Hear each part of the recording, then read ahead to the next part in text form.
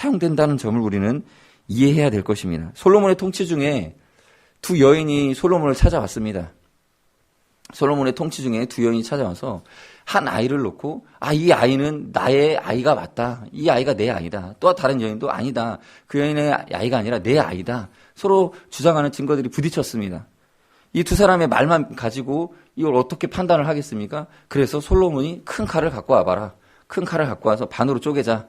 반으로 쪼개서 둘 다 반반씩 나눠주면 되는 것 아니냐. 이렇게 선포를 하니까 실제 어머니 되는 여인이 자기의 양육권을 포기하면서 이렇게 나옵니다. 내가 아닙니다. 저 아이를 그냥 죽이지 말고 저 여인에게 주십시오. 또 다른 여인은 어떻게 나옵니까? 그래, 그럼 내가 가져가겠다. 반절로 나눠서 내 것도 되지 못하게 하고 이 사람 것도 되지 못하게 하자. 누구의 말이 진실이었습니까? 이 양육권을 포기하면서 증언한 이 여인의 말에 증거가 있었다라는 것입니다. 우리는 이 증인의 증거의 사실성을 파악할 때에 그 증인이 이 증언을 위해서 얼마만큼 자기 희생을 하느냐를 통해서 사실 그 마음의 진실성, 이 진정성을 파악하는 것 아니겠습니까? 그러므로 이 진실은 자기 손해를 감수해내는 사람들에 의해서 증거가 되는 것입니다. 오늘날 복음이 불신자들에게 믿음으로 받아들여지지 않는 이유가 여기에 있습니다. 교회가 이 세상을 향하여서 희생적이지 않고 성도들끼리도 서로 손해보려고 하지 않으면서 교회가 각종 이권 다툼으로 법적 소송에 휘말려 있는 모습을 보고 있기 때문에 교회가 증거하는 증거 속에서 이 진실성을 찾을 수가 없는 것입니다. 그 냄새가 안 난다는 겁니다. 진짜에게서 나는 향기가 나타나지 않기 때문에 믿어지지가 않는 것이죠. 우리가 예수님이 사랑이다라고 말하면서 우리가 그 사랑을 위해서 무슨 대가를 지불하고 무슨 헌신과 희생을 하느냐 보이지 않기 때문에 그렇기 때문에 복음이 힘이 없게 되는 것입니다. 그러므로 오늘날 우리에게 필요한 것은 복음을 듣는 자에게 요구되어지는 어떠한 선행이나 도덕성과 행위를 강조하는 것이 아니라는 거죠. 그게 아니라 복음을 말하는 자가 복음을 증거하는 사람에게서 나타나는 순전함과 희생할 줄 아는 그런 모습, 그것이 세상 사람들에게 진정성으로 복음을 증거하기 위한 그러한 필요와 요구 조건이 아닌가, 저는 그렇게 생각해 봅니다. 행위 구원론이 필요한 것이 아니라 더욱더 우리가 복음을 증거할 때 우리가 그 말씀에 대한 순전함을 가지고 그 말씀을 지켜나가는 모습이 필요한 것일 뿐입니다. 그리고 더불어 예수님 믿음 없는 것을 싫어하신다는 것을 우리가 알아야 됩니다. 12절부터 14절까지 나오는 이야기들을 보면 우리 14절 말씀을 우리가 다 같이 함께 14절 말씀만 같이 읽겠습니다. 시작. 그 후에 11 제자가 음식 먹을 때에 예수께서 그들에게 나타나사 그들의 믿음 없는 것과 마음이 완악한 것을 꾸짖으시니 이는 자기가 살아난 것을 본 자들의 말을 믿지 아니함일러라. 예수님은 자기를 본 자들의 말을 믿지 않는 것을 꾸짖으셨습니다. 예수님께서는 항상 이 감정의 표현을 나타내실 때에, 감정의 어떤 모습을 드러내실 때에 이 믿음에 대한 것으로 드러내십니다. 어떠한 사람이 믿음을 보이면 굉장히 기뻐하시고 칭찬하시는데 어떤 사람이 믿음이 없는 것을 보이시면 그것을 책망하셨습니다. 늘 예수님은 믿음을 강조하셨습니다. 믿는 자에게는 칭찬을 하셨고 믿지 않는 자에게는 책망을 하시고, 이렇게 오늘도 제자들에게 믿지 않은 부분에 대해서 이렇게 꾸짖으셨다라고 표현하고 있습니다. 그것이 마음이 완악한 것이다라는 것이죠. 여러분, 왜 믿는 자를 칭찬하시고 예수님은 믿지 않는 자를 미워하시는 것일까요? 우리 믿음을 가지고 그 사람의 잘잘못을 따지는 것을 우리는 그렇게 우리 사람의 생각으로는 왜 안 믿는 걸까? 믿지 않는 것에 대해서는 그것을 가지고 판단하지는 않습니다. 그러나 예수님은 그것을 판단하신다라는 것이죠. 믿음을 왜 강조하십니까? 믿음은 믿지 않음에 대해서 미워하신 하나님의 그런 감정인 것이죠. 믿지 않는 것은 어디서 나옵니까? 거짓에서 나옵니다. 세상에 거짓이 판을 치고 그러다 보면 그 거짓의 결과가 믿지 않음이 나온다는 것이죠.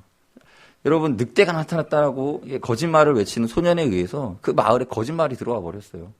사람들은 그냥 늑대가 나타났다고 하면 다 믿고 달려가서 늑대를 때려잡았는데, 오늘날 이 소년이 늑대가 나타났다라고 거짓말을 하고 나서부터 이 사람들 안에 불신이 생기기 시작했죠.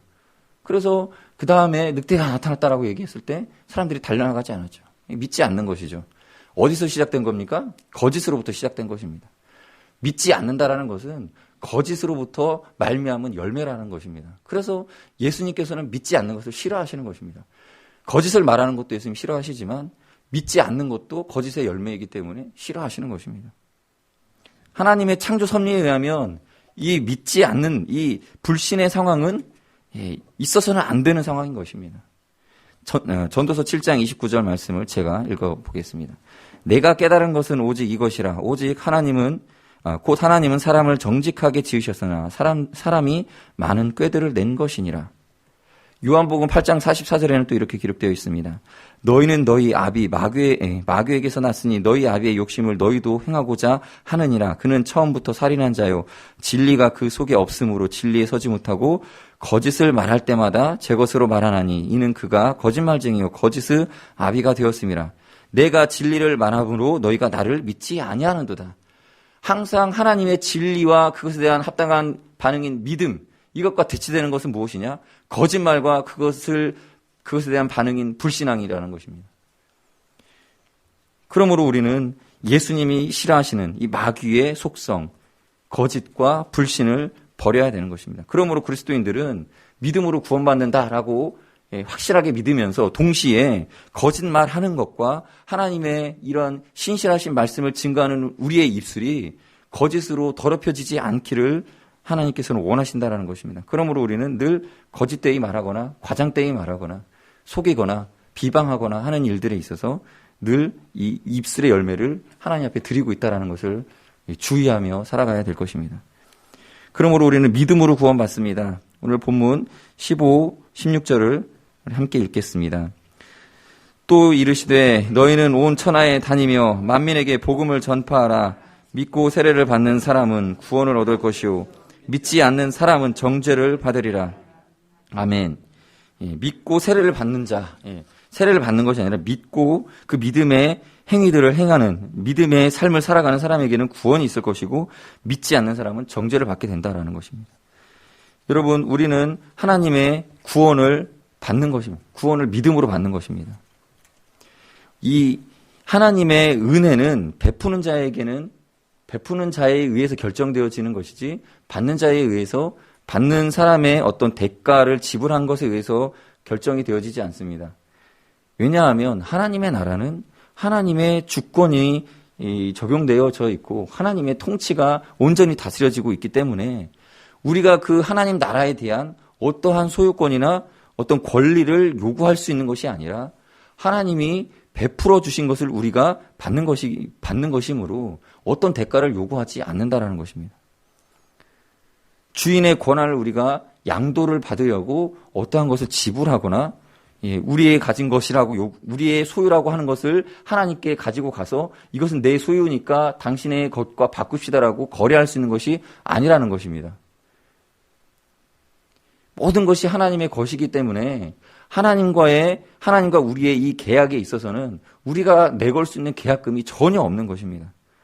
그래서 무엇입니까? 그 계약에 있어서 계약을 먼저 그 계약서를 쓰시고 계약의 말씀을 선포하신 하나님의 신실성에 이 계약의 근거가 다 결정되는 것입니다. 하나님의 신실함에 의해서 우리가 믿음으로 구원받게 되는 것입니다. 그러므로 우리에게 요구되어지는 것은 대가적인 것이 아니라 어떤 공로의 속성이 함유되어 있는 것이 아니라 그저 믿음이라는 것입니다. 왜냐하면 그 계약에 있어서 주권과 주체가 하나님께 있기 때문입니다. 하나님의 약속, 그리고 하나님의 입에서 나온 말씀에 권위를 두고 그것을 우리가 그저 믿고 그 약속을 따르는 자로 우리가 살아가야 되기 때문입니다. 더불어 오늘 성경에는 여러 가지 표적이 따른다라고 표현이 되어 있습니다. 이 표적은 이 성경 원어로 파라콜로데세이라고 되어 있습니다. 무슨 뜻이냐? 가까이 따라오는 것입니다. 가까이 따라오는 것. 표적이 따라온다라는 표현에서 따라오다라는 표현이 가까이 따라오다라는 표현입니다. 이 예수님을 믿으면 이러이러한 일들이 따라온다라는 것이죠. 믿음의 다음에 오는 것입니다. 믿음의 뒤를 따라서 오는 것이 표적입니다. 그런데 많은 사람들이 표적을 앞세워서 믿음을 가르치려고 하죠. 그러나 이 표적이라는 것은 왜 필요한 것입니까? 믿지 아니하는 악한 세대를 향하여서 하나님의 말씀이면 순수히 받아들이지 않는 세대를 향하여서 하나님께서 베푸르신 그저 눈에 보이는 몇 가지 이 믿음 없는 것을 바꾸시기 위한 사인인 것이죠. 마태복음 16장 4절에 예수님께서 이렇게 말씀하십니다. 악하고 음란한 세대가 표적을 구하나 요나의 표적 밖에는 보여줄 표적이 없느니라 하시고 그들을 떠나가신다라는 표현이 나옵니다. 이 악하고 음란한 세대가 그 말씀을, 하나님의 말씀을 말씀대로 받아들이지 않는 세대를 위해서, 그들을 위해서 어쩌면 따라오는 표적들이 있다라는 것이죠. 그것이 아니면 믿지 않겠다. 굉장히 악한 것입니다. 요한복음 20장 29절에는 예수님이 이렇게 말씀하십니다. 예수께서 이르시되 너는 나를 본고로 믿느냐? 보지 않고 믿는 자들은